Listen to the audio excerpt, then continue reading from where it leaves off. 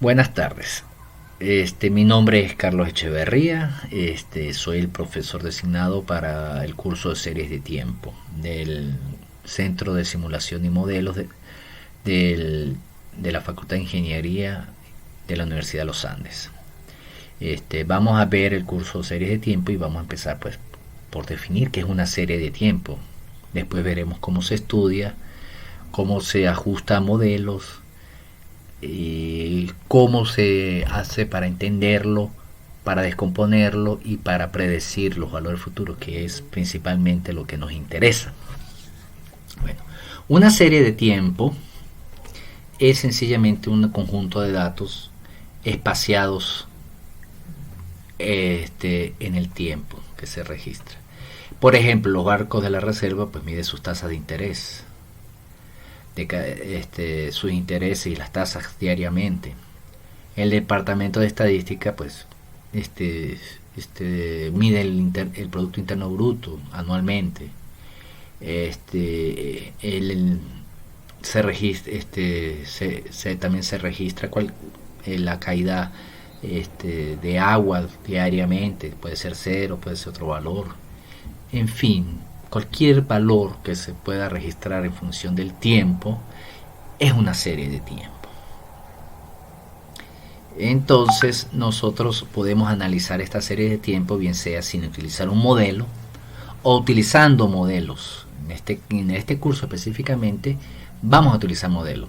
La manera de no utilizar modelos, por ejemplo, utilizar redes neuronales. Uno llega a entrenar una red neuronal con una serie de tiempo y podemos obtener un dato futuro según ese entrenamiento. Pero nosotros vamos a especificar los modelos, vamos a descomponer las series de tiempo y vamos a analizarlas y vamos a ver ciertas características de las mismas. Y entonces hay varios tipos de series de tiempo simplemente, y es sencillamente en observaciones equidistantes cronológicamente. Puede ser una serie univariante o escalar, es decir, posee un valor en el tiempo, o puede ser multivariante o vectorial, es decir, que tenemos varios valores de un mismo sistema o de varios sistemas, dependiendo de lo que se quiera estudiar, y queremos medirlo y lo medimos en el tiempo. El propósito principal del curso es estudiar las series de tiempo, entender el pasado, predecir el futuro o ambas. Es más, se quiere ambas, tanto entenderlo como predecirlo. Ahora vamos a ver qué son los gráficos, principalmente vamos a ver cómo utilizamos los gráficos para ver las tendencias y variaciones estacionales. Para eso nosotros vamos a utilizar este ejemplo, un pequeño ejemplo. Midieron el número de reservas internacionales de pasajeros en valores de miles por mes de una línea aérea característica, Panam, en los Estados Unidos. Estos datos son de la Administración Federal de Aviación para el periodo 1949-1960. Dicha compañía pues utilizó los datos para predecir la demanda futura y así pues prepararse para ello, comprando más aviones o solicitando más rutas, más tiempo de vuelo, etcétera, etcétera. Entonces primero vamos a cargar la data. Aquí R ya tiene una data preinstalada, iParse. Esta data vamos a pasarla directamente a un objeto llamado AP. Aquí podemos preguntar la clase del objeto, nos va a salir series de tiempo, dónde comienza, dónde termina y cuál es su frecuencia. Vamos a hacer esto. Aquí vamos a cargar R. Pues vamos a ver si tenemos esta data. Sí. Vamos a pasarla acá. A definirla en este objeto. Después vamos a ver cómo es el objeto. Aquí está toda la data, los meses y los años y los valores por miles. Vamos a colocar esta pestaña que se vea siempre. Vamos a preguntarle qué tipo es ese objeto. Y fíjense que nos da que es un tipo TS, o sea, Time Series. O sea, es un objeto de serie de tiempo. ¿Qué peculiaridad tiene esto? Bueno, la peculiaridad que tenemos con este objeto es que podemos hacerle cosas. Podemos utilizar toda la librería que tiene R para el estudio de series de tiempo sobre ese objeto, porque ya está predefinido. Nuevamente aquí, como ya les dije, aquí podemos ver el final, el comienzo, el final y la frecuencia de esta data, y nos da que comienza en 1949, termina en 1960 y tiene un periodo de 12. ¿Qué más tenemos acá? Aquí tenemos el gráfico, que es lo que más nos interesa. Entonces, aquí nos dice, uno de los pasos más importantes en un análisis de series de tiempo es trazar los datos. Por supuesto, aquí nosotros podemos ver qué está pasando. A ver si de simple ojo, siempre el ojo del experto a veces es muy importante, nos ahorra mucho camino. Por supuesto, esto con el tiempo van a desarrollar experticia. Para un objeto de series de tiempo, que es lo que acabamos de definir, esto se logra con una función genérica. Plot AP, ya plot sabe que es una serie de tiempo y lo grafica como tal. Entonces aquí vamos a ver el gráfico de este señor y debemos tener lo mismo que tenemos acá. Aquí está. Por supuesto aquí no me cabe esto, vamos a colocarlo acá. Bueno, aquí tenemos los pasajeros y aquí tenemos pues que a simple vista hay una tendencia creciente y hay fluctuaciones entre cada año. ¿Qué más podemos hacer? Bueno, entonces aquí podemos definir lo que ya habíamos visto, que es un cambio sistemático en una serie temporal. No de que parezca, que no sea periódica, es una tendencia. Después veremos que hay ocasiones donde la periodicidad es tan grande que en el lapso de medición no podemos ver. Entonces, bueno, pero eso ya lo veremos con mayor propiedad. Entonces, pero ahí también vemos ciclos, fluctuaciones, y eso es lo que vamos a ver cómo se conoce como estacionalidad, y allí es donde aparecen los ciclos. ¿Qué dice acá? La comprensión de las causas probables de las características en las gráficas nos ayuda a formular un modelo apropiado para la serie de tiempo. Es decir, nosotros viendo cómo son las características, o sea, cómo crece, cómo se distribuyen los datos, pues nos facilita para buscar un modelo.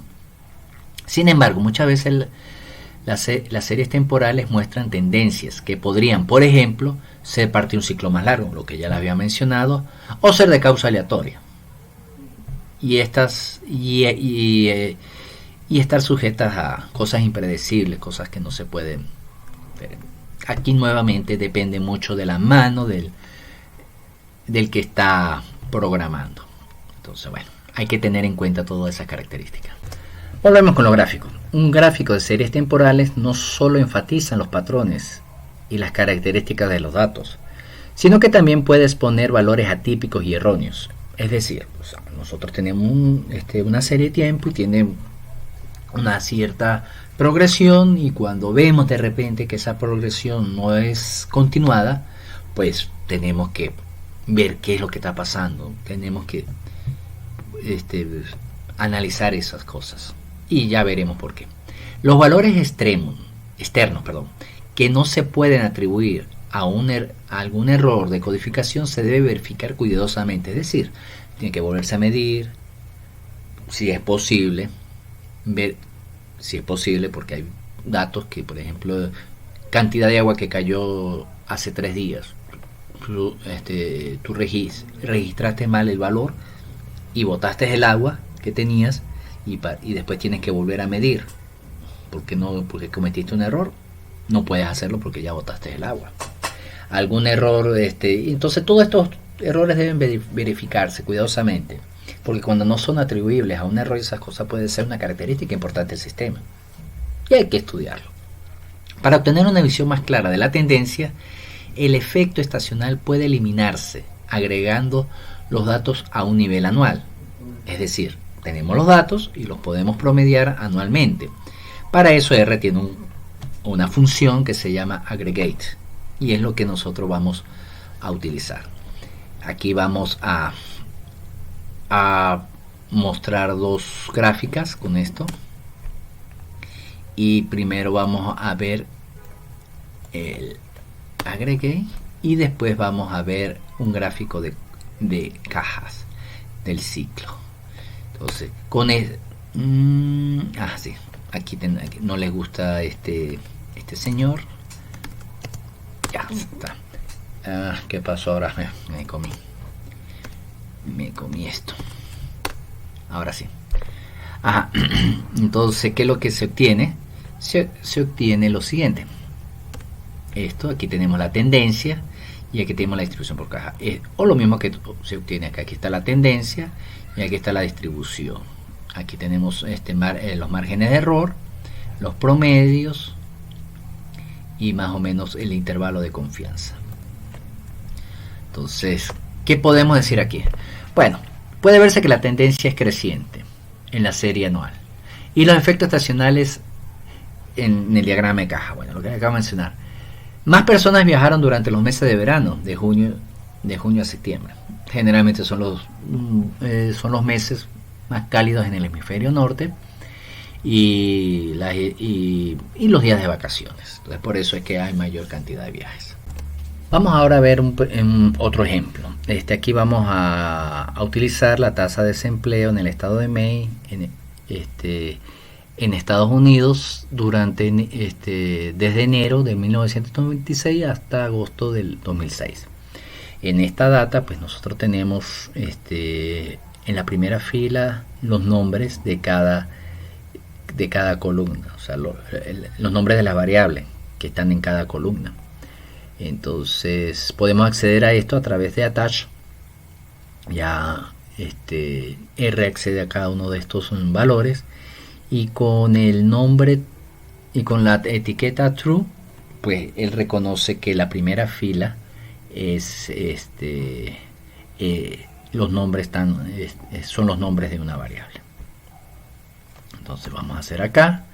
Entonces primero leemos los datos a un data frame que se llama main month.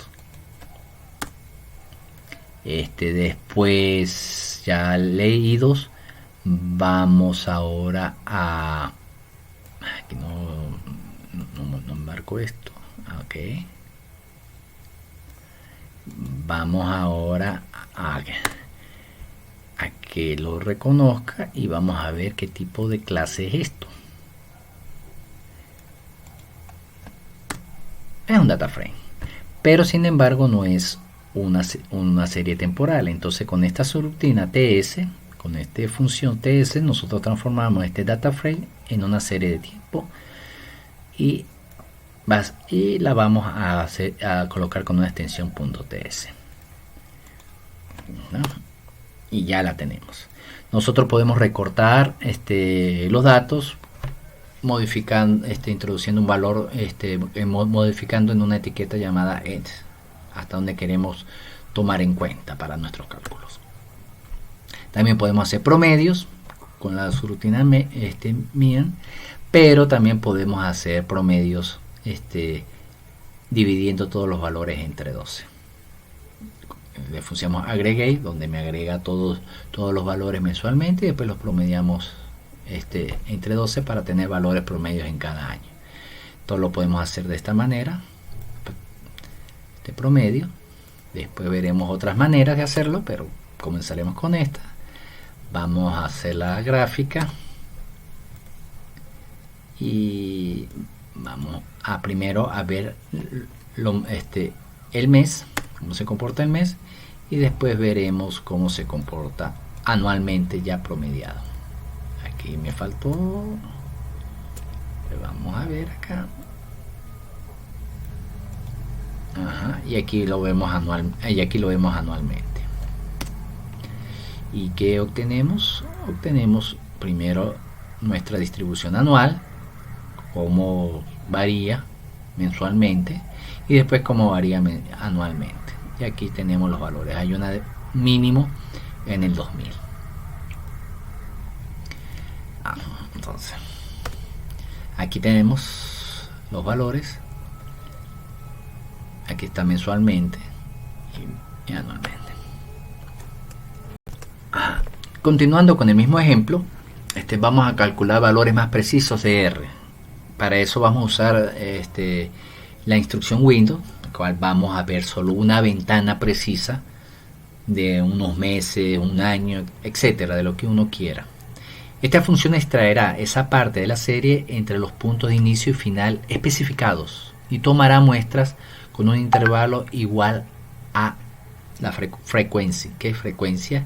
Si su argumento está establecido en true. O sea, si el argumento, como está aquí, está establecido en true, va a sacar la frecuencia. Entonces vamos a sacar main febrero a través de esta manera. Y vamos a buscar la tabla y aquí lo colocamos. Parece que faltó esto. Ajá. Después vamos a sacar el de agosto.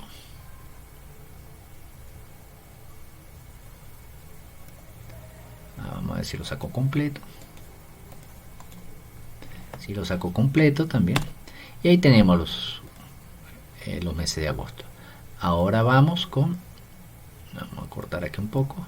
Ajá, ahora vamos a sacar el radio de febrero respecto a todos los meses. Aquí sacamos un promedio de todos los meses. Vamos a subir esto un poco más acá. Aquí sacamos un promedio de todos los febreros y aquí sacamos un promedio de todos los meses. De todos los meses. Ajá, aquí hay algo que no le gustó. Vamos a ver qué fue. Aquí tenemos el radio. Ajá, no creo que haya nada malo acá. Lo hizo bien. Y aquí hacemos el mismo cálculo, pero para el mes de agosto. Vamos a sacar el radio del mes de febrero. 1.22 y el del mes de agosto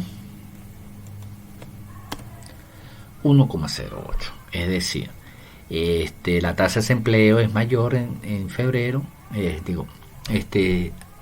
mayor en febrero el radio con respecto a todos los meses. En febrero es mayor que en agosto, que es menor. Ajá. Bueno, aquí nos explica más o menos cómo son, porque estos datos en promedio, el desempleo es un 22% más alto en febrero y un 18% más bajo en agosto. Una explicación es que Maine atrae más a turistas durante el verano y por eso se crea más trabajo, y además el periodo anterior a la Navidad, durante las vacaciones del año, tiende a traer tasas de empleo más altas que los primeros meses del año. O sea, es decir, en diciembre, pues bueno, aquí lo experimentamos, los primeros meses son duros, a principios de año. La tasa de desempleo mensual para todos los Estados Unidos desde enero de 1996 hasta octubre del 2006 es utilizada. La disminución de la tasa de desempleo en torno al milenio es común para Maine, los Estados Unidos en general, pero Maine no, parece estar compartiendo la disminución actual del desempleo en todos Estados Unidos. Bueno, eso fue para la época donde se publicó el libro, toda esta información.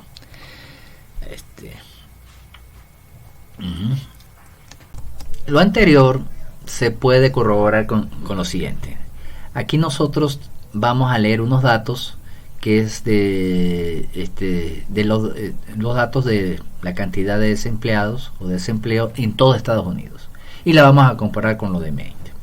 Bueno, aquí vamos a generar nuestro R. Vamos a acomodar esto un poco acá. Ajá, aquí nos cuesta ver un poco, pero vamos a agrandarlo. Ajá, aquí leemos la data. Creo que no estoy en el directorio correcto. No, clase ST. ¿Tengo ST? Sí, tengo ST. Entonces vamos a clase solamente. Entonces ahora sí R. Y vamos a leer los datos. Aquí ya los datos los adjuntamos. Y luego aquí tomamos los datos en el intervalo en el cual vamos a comparar con la data de desempleo de Maine para poder tener una buena comparación.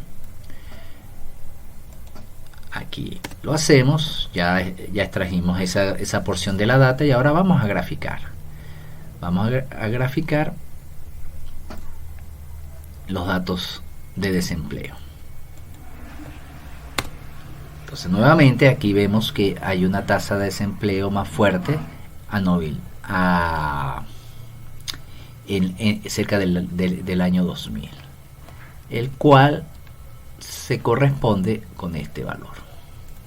Entonces sí parece que es un efecto, comparte ese efecto la tasa de desempleo de Maine junto con los datos de la tasa de desempleo en Estados Unidos. Vamos ahora con otro tipo de ejemplos donde aparecen múltiples datos en una misma serie de tiempo. Aquí por ejemplo vamos a ilustrar el consumo de electricidad, cerveza y chocolate en Australia desde enero de 1958 hasta 1999, diciembre. La electricidad en kilowatts por hora, la cerveza en millones de litros y el chocolate en toneladas. Entonces vamos a leer los datos que aquí aparecen. Aquí aparecen estos datos.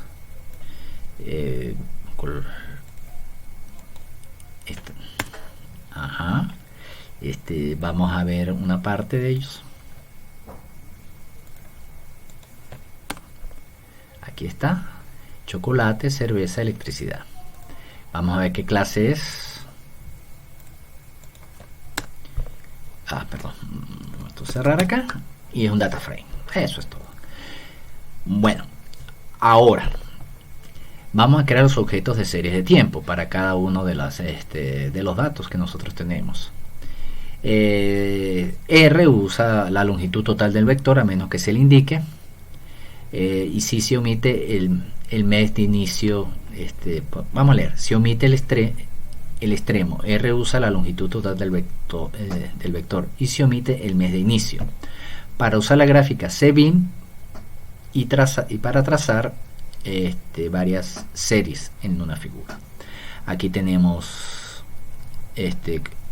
donde iniciamos la frecuencia, que es de 12 anualmente, y donde vamos a traer los datos en el anterior data frame, y tenemos 3 series de tiempo en las cuales van a ser en principio va a tener su propio objeto. Entonces vamos primero a leer la de electricidad. Ahora vamos con la de cerveza y por último de chocolate, y las vamos a graficar. Al graficarlas vamos a obtener lo siguiente. Aquí están. Vamos a obtener estas 3 gráficas. Aquí tenemos la electricidad, la fuerte crece de manera constante. La de cerveza crece hasta 1975 y después se mantiene fluctuando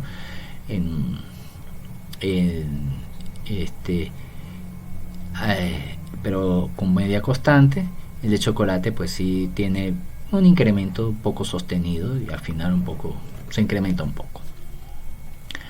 Bueno, a ver, ¿qué obtuvimos? Se obtuvo también las 3 series de tiempo que aparecen acá. Ahora, de las figuras, ¿qué podemos decir de las figuras? Las figuras muestran tendencias crecientes de producción en ambas.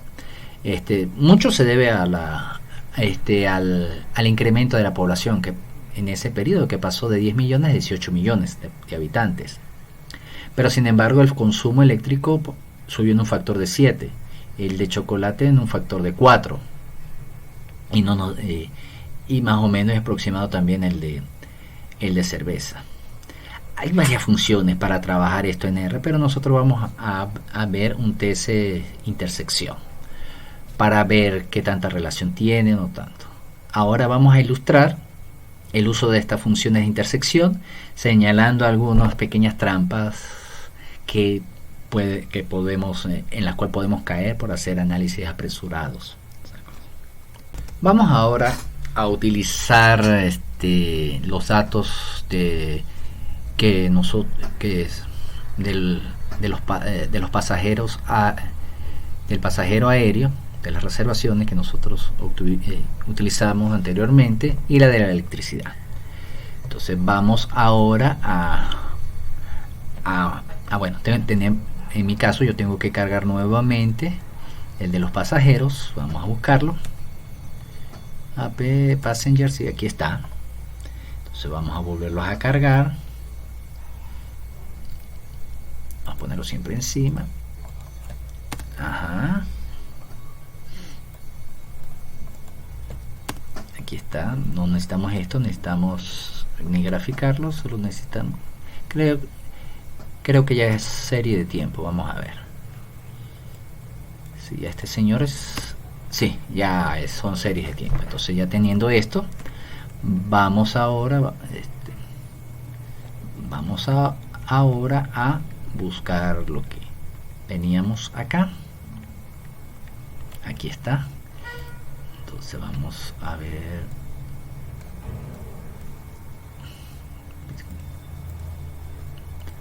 Entonces vamos a graficar este señor. Aquí estamos insertando la parte de serie de tiempo, insertando lo de las series de tiempo del consumo eléctrico en Australia, con los datos de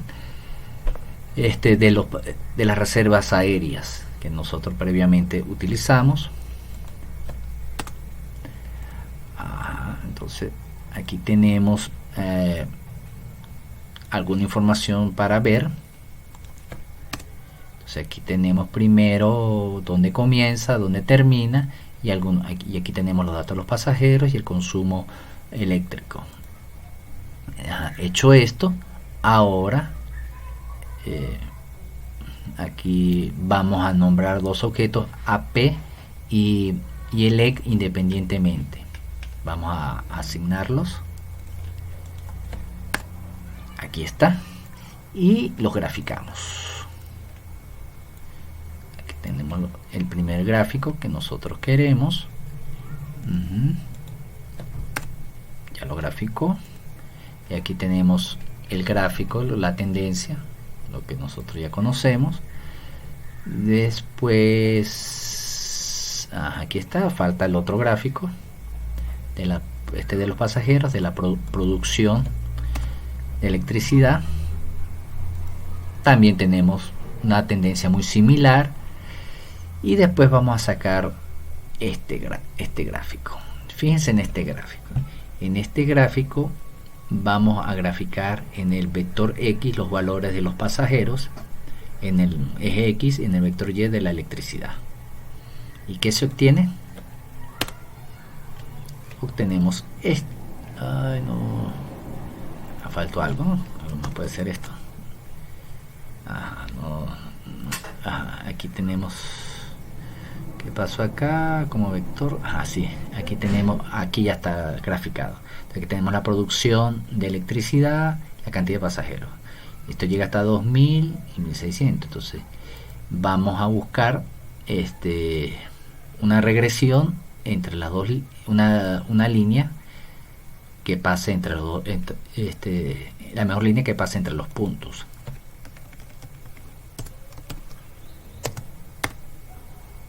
Y aquí está la línea, y después, y ahora sí buscamos la correlación, a ver qué tan correlacionados están esos factores, y aquí es 0.88, casi 0.89. Buena correlación. Entonces, si nosotros vemos que está un resumen de los gráficos, fíjense, si nosotros colocamos esos gráficos en una sola pantalla, vemos que los picos y los mínimos están muy cercas en ambas gráficas.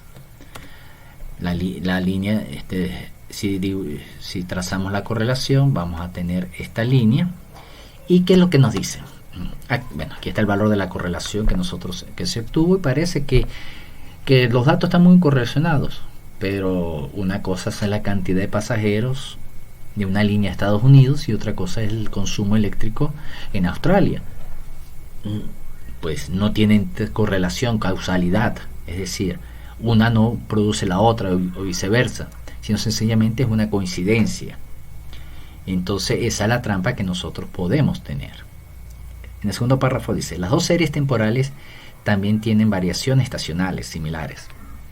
O sea, en verano obviamente se consume más electricidad, al igual que se viaja más.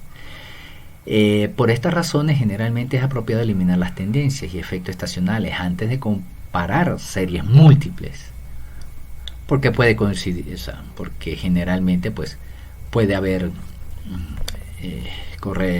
unas correlaciones que no son necesariamente causales. Esto a menudo se logra trabajando los residuos de un modelo de regresión que tiene términos deterministas para representar la tendencia y efectos estacionales. En eso consiste. Ahora vamos a ver otro ejemplo. El precio de la libra esterlina y a dólar neozelandés. Entonces, en los ejemplos, aquí dice que los ejemplos pasados, las tendencias y los patrones fueron muy claros para verlos. Efectivamente, sus correlaciones eran muy buenas.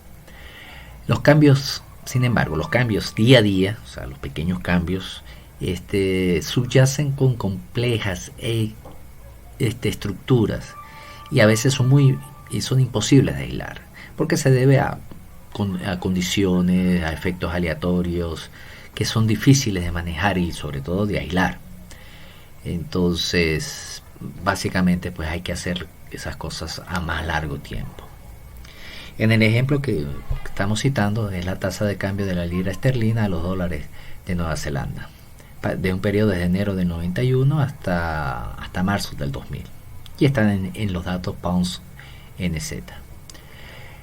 Los datos medidos en promedios trimestrales son medidos. Aquí podemos leerlos, la data. Vamos a colocarlo en el objeto Z. No fue posible aislar. Aquí hay un problemita que no nos leyó el underline.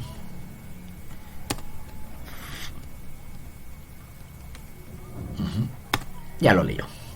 Entonces vamos a ver los 4 primeros. Aquí está los valores. Vamos ahora a darle una estructura serie de tiempo, donde X va a tener el tiempo en años, y en la parte Y pues van a tener los valores de los precios. Solo vamos a colocar. No encontramos algo nuevo. A ver qué es lo que no encontramos. Que dice el objeto ZTS, no lo encontramos. No lo tengo. Que aquí es que se me olvidó, es que pasamos por alto lo de la estructura. Aquí ya cambiamos a Z por la estructura de por el objeto series de tiempo. Ahora sí, y ahora sí podremos graficarlo. Perdón. Aquí tenemos la estructura y después viene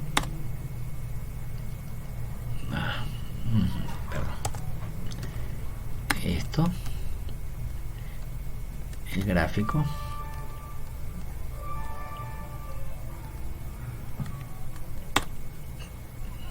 Nuevamente la estructura TS no está, por supuesto.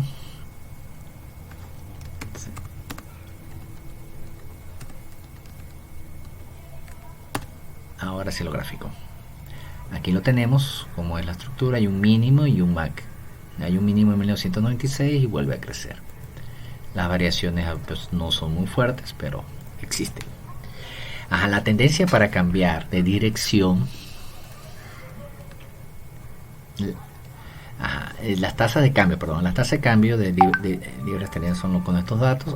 Las tendencias que parece cambiar de dirección en momentos impredecibles, en lugar de mostrar patrones relativamente consistentes como las series de pasajeros aéreos o las de producción en Australia. Es decir, nosotros vemos claramente pues que aquí se incrementa, vuelve a caer abruptamente, sigue cayendo, llega a un mínimo y pues crece y fuerte, pero sin embargo vemos que las amplitudes no permanecen constantes, no parece que no, que siguen sigue tendencias muy dispares, que no tiene mucha relación.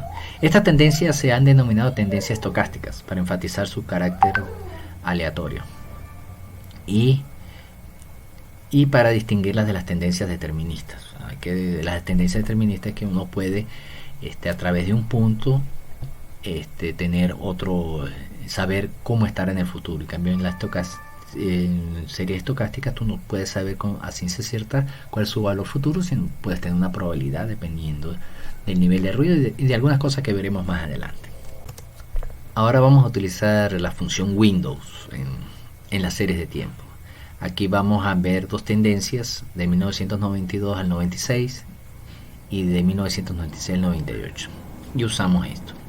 Entonces aquí tenemos el objeto z.92.96, el cual va a tener estas características.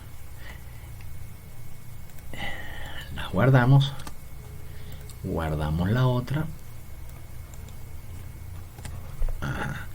Vamos a colocar los dos gráficos en una sola lámina y grafiquemos uno, el de 92-96 primero.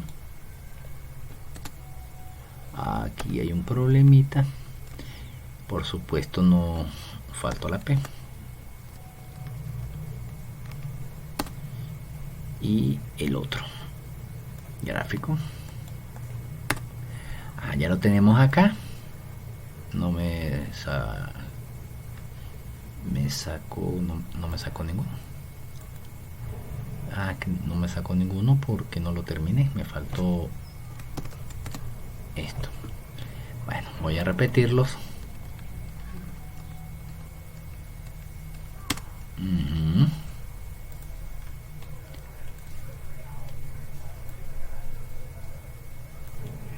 Aquí está este y aquí está el otro.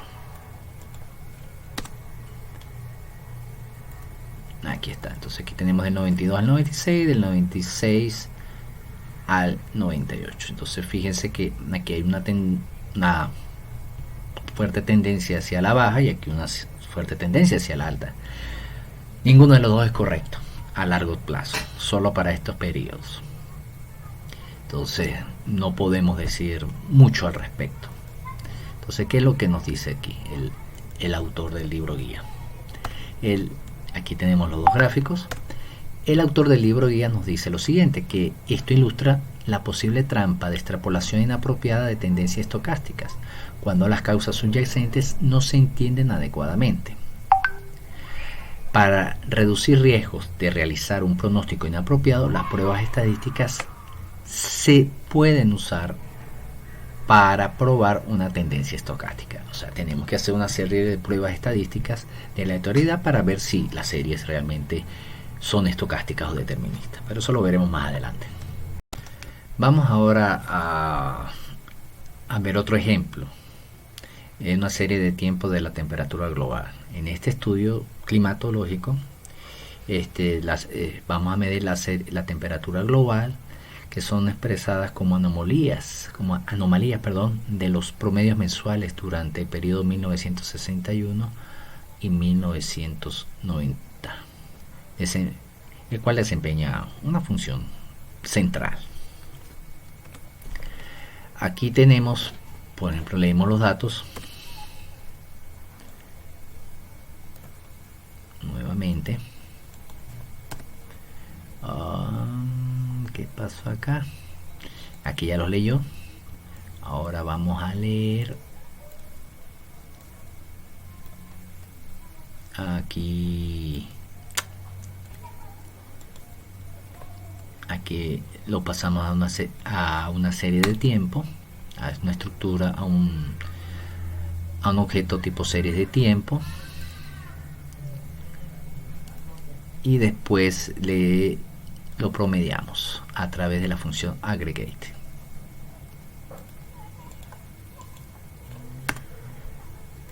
y después graficamos. Vamos a graficar la serie de tanto la serie de tiempo global y como la serie de tiempo anuales. Entonces aquí tenemos la serie de tiempo global y la serie de tiempo anual. A ver qué arrojo. Aquí está la serie total con todos los datos que disponemos, y aquí vemos los promedios anuales de cada uno de los puntos. Vemos un pequeño, desde 1900, vemos que se mantiene un poco constante hasta 1990, y después viene un incremento de la temperatura. Casualmente aquí está la revolución industrial que ocurrió en el mundo. Pero vamos a ver qué dice el autor. La función, bueno, aquí la función aggregate pues elimina la necesidad de dividir entre 12, y se produce una serie anual desde 1856 hasta el 2005. Podemos se elimina la necesidad de dividir entre 12, sencillamente introduciendo una función de promedio. Aquí tenemos las dos gráficas que ya explicamos. Y aquí nos dice lo siguiente: la tendencia ascendente desde aproximadamente 1970 en adelante ha sido utilizado como evidencia del calentamiento global. Ahora, en el siguiente código, los intervalos de tiempo mensuales corresponden a los periodos de 36 años, 1970 al 2000. Se extrae utilizando la función de tiempo y las series de temperatura observadas asociadas y extraídas mediante la ventana. Los datos se trazan y una línea se superpone utilizando una regresión de temperatura en el nuevo índice de tiempo. Es decir, nosotros vamos a extraer los datos de este periodo y vamos a trazar una línea. ¿Y qué vamos a obtener? Vamos a extraer la nueva serie. Después vamos a esa nueva serie vamos a colocar el tiempo. Vamos a colocar el tiempo acá, el nuevo tiempo, y después graficamos la nueva serie con su respectivo tiempo, y después colocamos la línea, la regresión lineal de esos datos, y obtenemos esto. Aquí tenemos la línea, traza correctamente, traza muy bien un incremento muy bueno de una tendencia lineal. Entonces, ¿qué es lo que nos dice el autor? El autor, aquí está nuevamente la gráfica que vimos, y el autor dice: en la sección anterior discutimos una posible trampa de extrapolación inapropiada. En estudios de cambio climático, una pregunta vital es si el aumento de las temperaturas es una consecuencia de la actividad humana, específicamente la quema de combustible fósil, el aumento de emisiones de gases de efecto invernadero, o una tendencia natural, quizás por parte de un ciclo más largo, que puede disminuir en el futuro sin necesidad de una reducción global en el uso de los combustibles.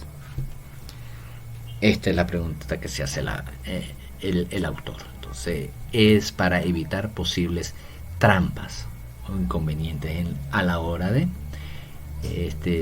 hacer análisis de serie de tiempo. Vamos ahora a hablar de cómo se descompone una serie. El objetivo, el primero de este curso, es desarrollar un modelo estadístico que logre describir adecuadamente la procedencia de los datos. Este modelo generalmente se elabora este modelo es elaborado para las siguientes características. Para hacer lo siguiente: describir la evolución observada de dicha serie, así como las relaciones contemporáneas y dinámicas entre sus componentes, en el caso de ser multivariantes. Eso quiere decir que queremos saber por qué sucede, por qué la serie es de ese modo o de esa manera y no de otro, básicamente. Entonces, ajustando un modelo uno puede observar ciertos parámetros. Por supuesto queremos prever la evolución futura de dicha serie, o sea, queremos predecir, ver qué pasará.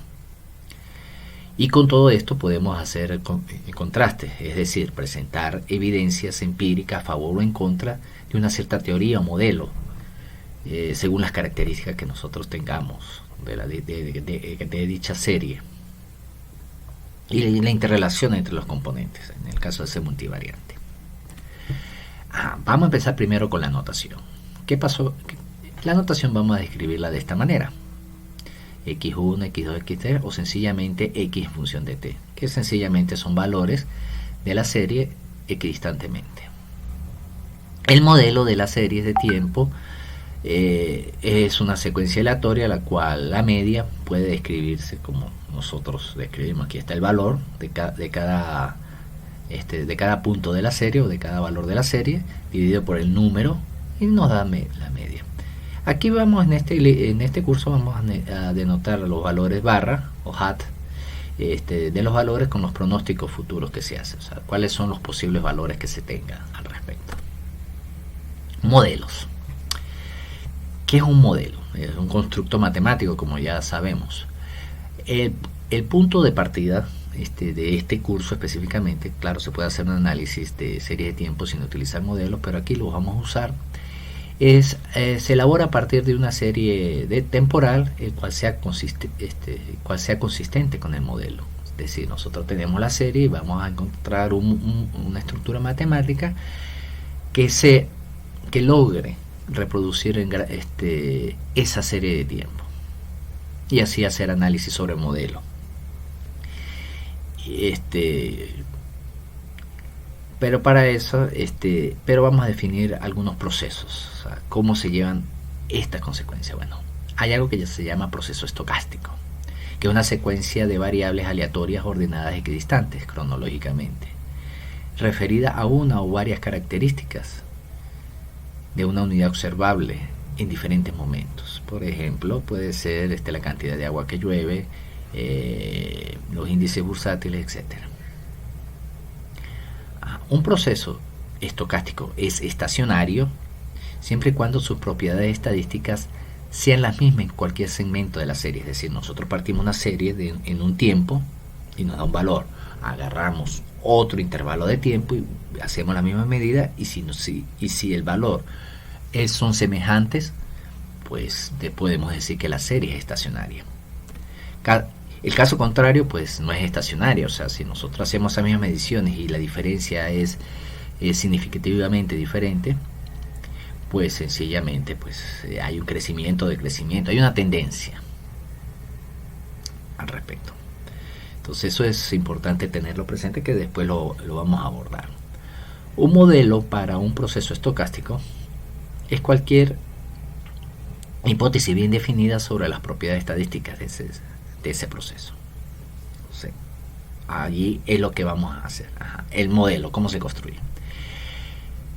La descomposición adaptativa, es decir, nosotros tenemos el número, el valor de la serie, y decimos que la serie está constituida por tres elementos. Tenemos la tendencia, el ciclo y el término del error o el efecto estacional. Él es aquí tenemos la tendencia. Entonces, esto es un modelo, o sea, estos datos es la suma de estos tres componentes. Entonces uno puede estudiar cada componente por separado y así entender mucho mejor por qué sucede la serie. Esto se ajusta a una serie que están dominadas por una tendencia o efectos estacionales. Ahora bien, ¿qué pasa si el efecto estacional tiende a incrementarse junto con la tendencia? Pues el modelo es como la ecuación 3 aquí, donde tenemos que la tendencia y el efecto estacional son multiplicativos. Si la aleatoriedad es modelada por un factor multiplicativo y la variable es positiva, el modelo es como la ecuación 4, donde tenemos un logaritmo expresado acá. Con respecto a los logaritmos, aquí dice que hay que tener mucho cuidado, ya que usualmente sus predicciones son sesgadas, es decir, aquí no hay una simetría entre los valores positivos y negativos. Entonces, por eso cuando se hace promedio o cualquier cosa suele estar sesgado. Entonces hay que tener cuidado con eso. Bueno, vamos un poquito a concentrarnos en este tipo de sesgado. Primero, si la serie aleatoria ZT se distribuye con media cero y tiene una variancia sigma cuadrado, entonces el valor medio que pronostica está dado por la ecuación 5.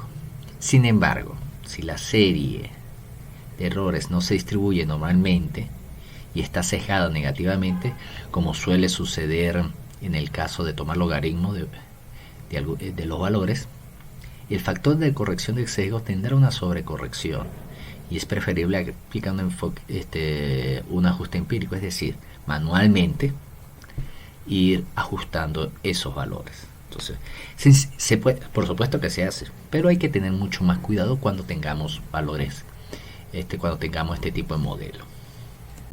Bueno, vamos ahora a estimar las tendencias y los efectos en una serie de tiempo. Hay varias maneras, pero la que utiliza R es la de media móvil. Entonces, una media móvil es un promedio de un número específico de valores de series de tiempo alrededor de cada valor en una serie temporal. Es decir, tenemos un valor y vamos a promediarlos con su alrededor. ¿Cuántos números de su alrededor? Eso va a depender del nivel de suavizado, de promedio móvil que uno quiera. En este contexto, el intervalo seleccionado para la media móvil se elige para promediar los efectos estacionales. Es decir, uno encuentra el efecto estacional o presume el efecto estacional y en virtud de ese efecto estacional uno saca el promedio móvil. Acuérdense que cuando uno genera una serie de tiempo, le pregunta que si es una serie, cuál es la frecuencia. Allí nosotros ya le estamos indicando qué tipo de serie estacional es. Entonces eso es muy importante a la hora de hacer este tipo de promedio móvil. ¿En qué consiste realmente? Vamos a ver una serie temporal de medidas mensuales, el cual tiene dos elementos. Esta tiene un pequeño inconveniente, ya que el punto central a la cual se le va a medir el promedio, pues tiene 6.5 valores de un lado y 6.5 valores del otro, lo cual no muestra un equilibrio, obviamente no es simétrico. Entonces para eso uno toma un mes más. Por ejemplo, si uno hace de enero a diciembre de un año, toma el siguiente mes de enero del próximo año y con eso uno puede sacar el promedio. Entonces así tendríamos 6 de un lado y 6 del otro. Entonces, ¿cómo sería el promedio? Entonces aquí tenemos el valor al cual vamos a hacerle promedio ponderado. Tenemos los 6 anteriores y los 6 siguientes y se promedia en 12. Un medio es para minimizar el efecto de los extremos. Ese se llama promedio móvil ponderado y uno puede colocar pesos en cada uno de los coeficientes. Por ejemplo, aquí puede ser lo que está más cerca del valor está más cerca de 1 y lo que está más alejado más cerca de 0, por ejemplo. Entonces, bueno, esto es una manera de hacerlo infinita. Hay muchas maneras de hacerlo, infinitos valores para hacerlo. Entonces aquí hay de 7 a menos 6, entonces uno va reduciendo el espacio para cumplir con los criterios.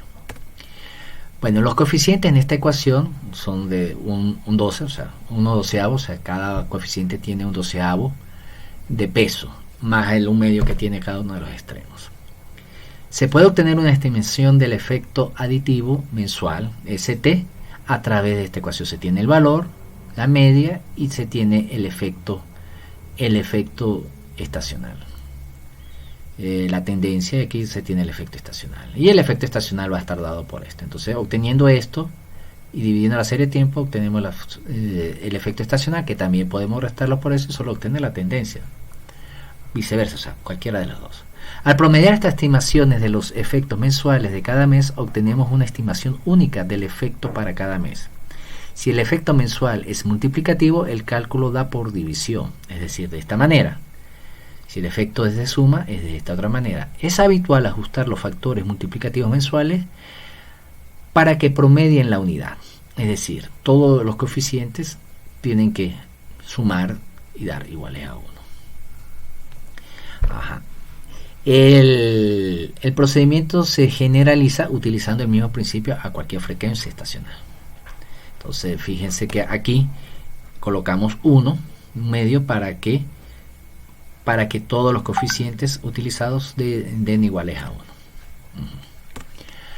Suavizado. Bueno, esto se utiliza para utilizar el suavizado. El promedio móvil centrado es un ejemplo de un procedimiento de suavizado que se aplica retrospectivamente, o sea, lo hacemos de adelante hacia atrás. Los promedios de suavizado pueden, y normalmente lo hacen, usar puntos antes y después del tiempo en el que se calculará la estimación suavizada. Una consecuencia es que las series suavizadas le faltarán puntos al principio y al final, a menos que el algoritmo de suavizado esté adaptado, es decir, o sea, si estamos llegando al extremo, pues hace un suavizado hacia la derecha, si hacia adelante, si es el punto inicial, y si es el punto final, hacia la izquierda. O sea, no se toma los dos, se toma este tipo de suavizado en algunas ocasiones. Un segundo algoritmo de suavizado ofrecido por R es el STL, que utiliza la técnica de regresión ponderada localmente, como lo es. La regresión puede ser una línea o un polinomio superior.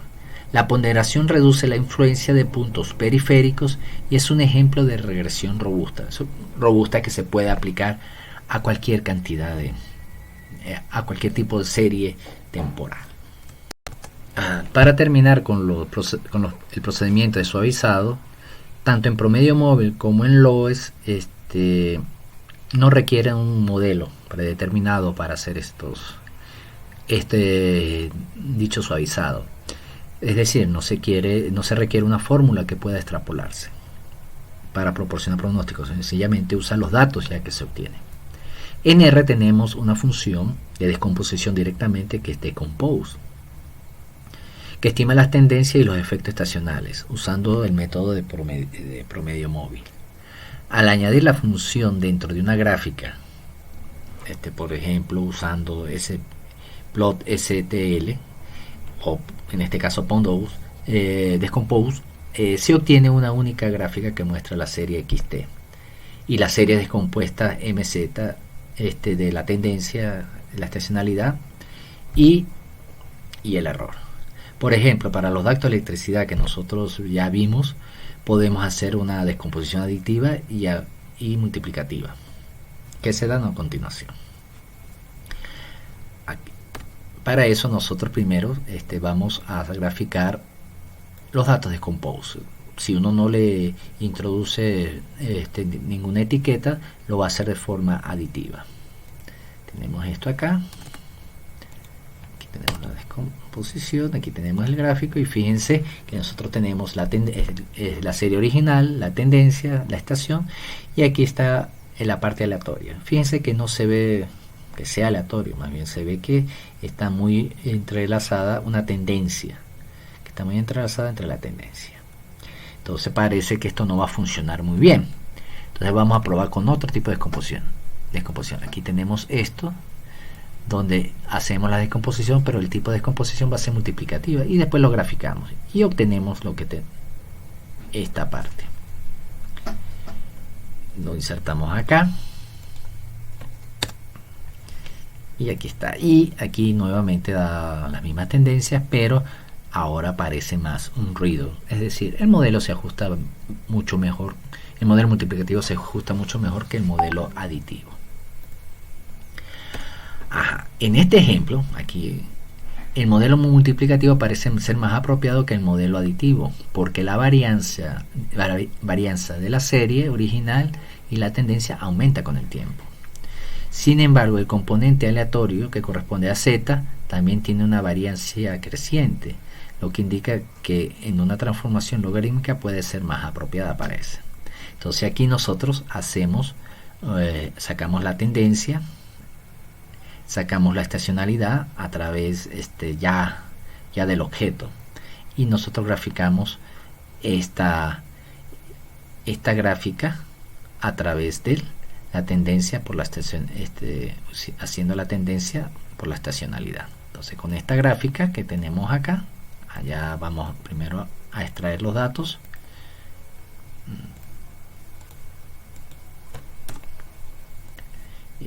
Vamos a otro dato que se extrae, y ahora sí podemos graficar. da tendencia, y la tendencia multiplicada por la estacionalidad. Y obtenemos lo siguiente.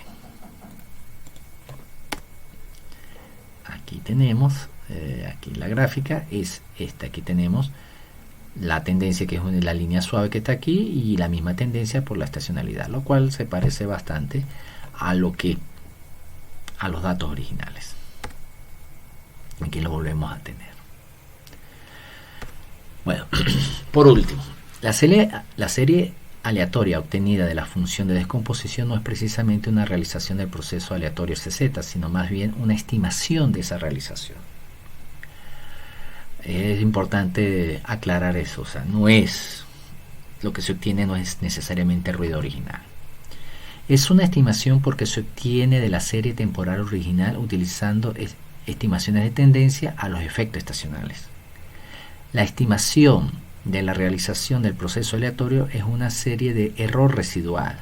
Es decir, nosotros hacemos las estimaciones de la tendencia más las estimaciones de la tendencia más la estacionalidad, y lo que nos sobra de la diferencia con los datos reales es lo que parece ser un error, lo que se muestra con error. Sin embargo, lo tratamos como una realización de proceso aleatorio. Para efectos prácticos es un proceso aleatorio.